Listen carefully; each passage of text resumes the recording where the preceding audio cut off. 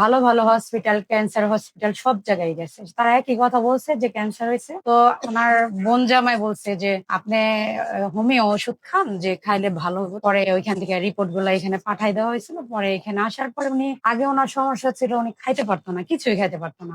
সাগু জাল দিয়া খাইতো, মানে বমি করতে চাইতো, অস্থির হয়ে পড়া থাকতো। আলহামদুলিল্লাহ এখন খাইতে পারে, মাছ ভাত সবই খাইতে পারে। অস্থিরতা কমছে, আগে চিত হয়ে ঘুমাসতে পারতো না, পেটে পানি আসছিল। তো এখন চিত হয়ে শুইতেও পারে, শ্বাসকষ্টের কোনো সমস্যা হয় না। আসসালামু আলাইকুম ওয়া রাহমাতুল্লাহি ওয়া বারাকাতুহু। সম্মানিত দেশবাসী, আমি cancer specialist doctor SM. Sarwar. বিশেষ করে আপনারা জানেন সারা ওয়ার্ল্ডের ডাক্তারদের যেখানে বক্তব্য ক্যান্সার হলে আনসার নেই, ক্যান্সার হলে একটি মরণবিধি, সেখানে আমি বলি ক্যান্সার, কিডনি, থ্যালাসেমিয়া, এইডস এই চারটি রোগ মরণবিধি নয়, সম্পূর্ণরূপে সুস্থ হয়। বিশেষ করে আমাদের এখানে একজন থ্যালাসেমিয়া রোগী আর জোসনা আক্তার, উনি মাত্র 1 মাস ওষুধ সেবন করে আল্লাহর অশেষ রহমতে সুস্থ আছেন। উনি কিভাবে অসুস্থ হয়েছেন, কোথায় কোথায় চিকিৎসা করেছেন এবং কি অবস্থায় ছিলেন, আমরা ওনার কাছ থেকে জানবো। আপনার নাম? জোসনা আক্তার। আপনার কি হয়?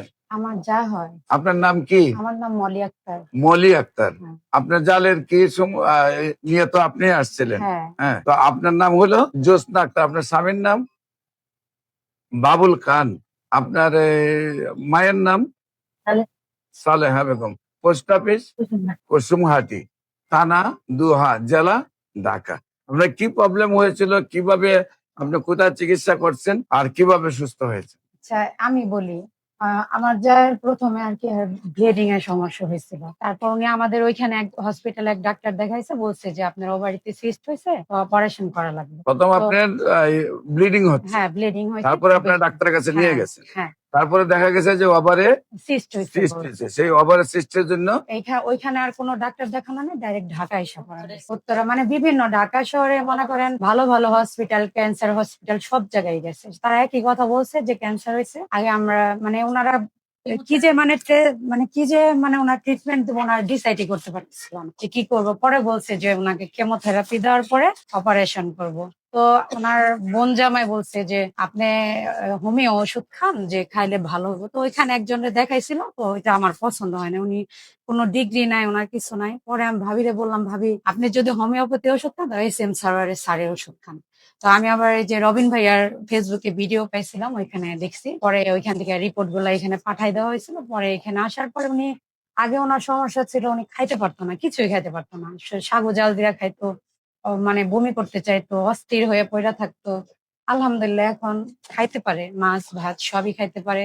অস্থিরতা কমছে, আগে চিত হয়ে ঘুমাসতে পারতো না, পেটে পানি আসছিল। তো এখন চিত হয়ে শুইতেও পারে, শ্বাসকষ্টের কোনো সমস্যা হয় না। আর এখন একটু দুর্বলতা ছিল বেশি, এখন কমছে। আর এখন আলহামদুলিল্লাহ আগের চেয়ে চেহারাটা একটু ভালো হয়েছে। সম্মানিত দেশবাসী, আপনারা যতটুকু শুনলেন, উনি একেবারে বিছানায় ছিলেন, খাওয়া দাওয়া চলতো না, চিত হয়ে শুইতে পারতেন না। এমন অবস্থা থেকে আল্লাহর অশেষ রহমতে 1 মাসে উনি আমাদের কাছে খুব স্মার্ট একজন মহিলা হিসেবে উপস্থিত হয়েছেন এবং আল্লাহ সুস্থ করে রেখেছেন। এবং নিয়মিত আমরা ওনাদেরকে চেক আপ রাখবো। আপনারা দোয়া করবেন উনি যেন স্থায়ী ভাবে, সুন্দরভাবে আল্লাহ আজীবন ভালো রাখেন। ক্যান্সার, কিডনি, থ্যালাসেমিয়া এই 4টি রোগের জন্য যে কোনো সময় যে কোনো পরামর্শের জন্য আপনারা স্ক্রিনে দেওয়া নাম্বারে যোগাযোগ করবেন। আমাদের অফিস ভিজিট করার জন্য আমন্ত্রণ জানিয়ে শেষ করছি। সবাইকে ধন্যবাদ। আসসালামু আলাইকুম ওয়া রাহমাতুল্লাহি ওয়া বারাকাতুহু।